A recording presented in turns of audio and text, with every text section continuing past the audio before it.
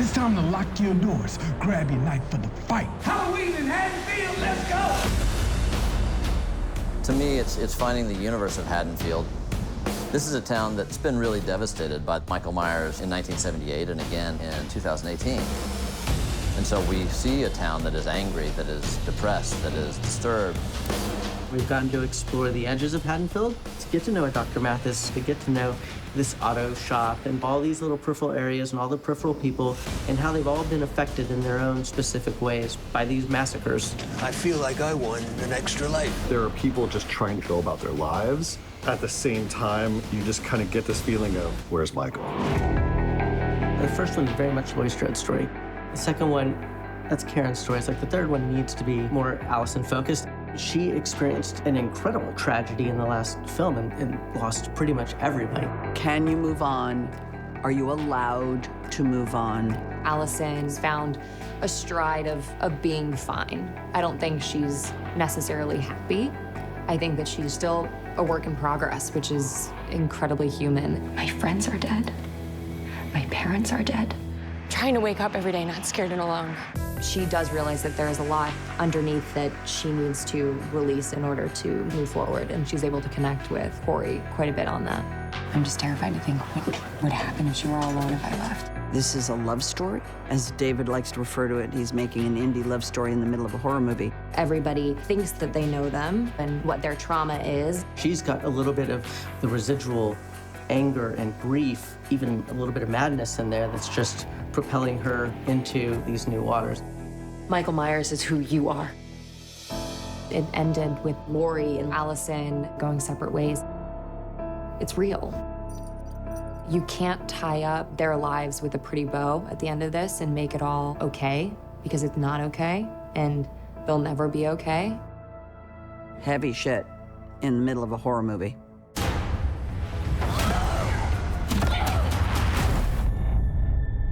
I've survived all these years.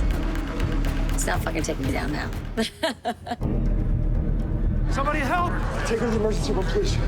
I was wheeled into the hospital. I didn't look like life-threatening injuries, but I didn't know I was going to be coming back to Halloween Ends. It's a different movie. Yeah. Lindsay and Laurie are the original survivors of this. And, you know, it's only fitting that all these years later that we're here together.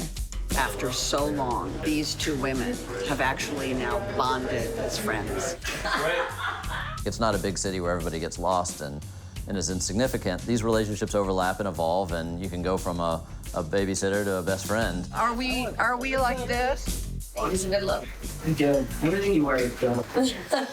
How many people can say, you know, oh, we played these characters in 1978, and now this is our third film together. Really nice. One more time. There's beautiful poetry in that. Makes you feel good. The 2018 movie felt just like the 1978 movie. Scrappy, fast, let's go make a movie. It was deja vu. He had his gang, someone from film school and stuff like that. John had his gang from film school. That has continued with these Halloween movies. We're all still scrappy, trying to pull off these movies like a hat trick. It's day 32. What is the biggest takeaway we've had? Blood is very sticky. Pull that fluff off my fingernail. Weird business we work in. Yeah. Wash the eye, still gushing. I'm not playing Michael Myers this time, you know. I'm playing my first speaking role in any motion picture. David said, no, let's do something different this time. See anything you like? There's something very distinct about a David Gordon Green production. It's all good. Just rock and roll. The promise I made myself is just don't look like a loser in front of David Gordon Green. Just try and be cool with David, like don't get too excited. This is gonna be so cool. I think it'll work. Okay. David is really good at bringing people together. Jesse, say, I don't know why she keeps slating in the middle of everything. I don't know why she keeps slating in the middle of everything. He's a very flexible author. You know, he can meander through all sorts of obstacles and figure out a more interesting way to tell the story. Oh, you're drinking the milk. Yeah, I'm a milkman myself. Yeah, I'm a milkman myself. David somehow made band kids the cool kids, which is the most David Gordon Green thing ever, and it rocks. Nothing, you get that wine off camera. I like you standing for that line. I like the fact that he's willing to change things all the time. To throw ideas, to see what sticks, to challenge him on anything that he's coming up with. I told him to lean out too much. I think it's not bad. We're very flexible and play jazz together a lot. I wish everybody could have a ticket to watching David shoot. There's a looseness with each other. It's fantastic. I want to do a sitcom. You know what I mean?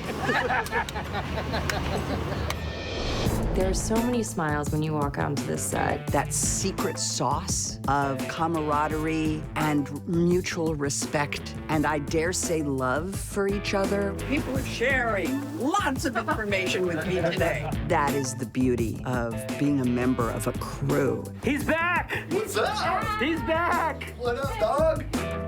This movie is really driven by a family of hardworking individuals. They each put their own signature touch on everything. Can we all agree we have this shot? This is a bathroom story? Yes. I've been incredibly spoiled to get to work with these people. We've really created a family here. To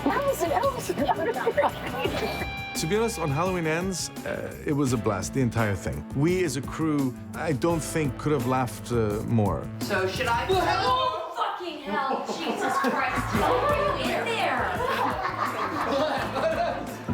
I'm working with a bunch of people that have worked with each other for a long time now, and they have their rhythm and they have their dialogue with each other, and to learn it, it's really a fun place.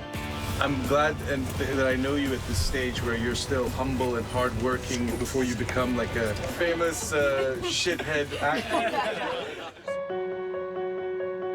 For it to be the last one is very bittersweet.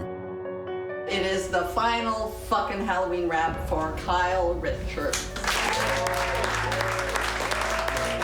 I always hate the final scene. I hate when they say, took the gate, it's the end, finished, because it's emotional for me. This has been a huge part of my life and a huge part of my growing up. I booked this in 2017, and it's 2022. It's 5 years of my life, and a lot has happened. Every time she walks on set, she evokes a smile and an inspiration. And I'm saying all these things not because I'm rapping her, because I'm not sure if I'm rapping her. I'm just celebrating Andy. It being the last and the final and the third, and it's just a lot more visceral this go round.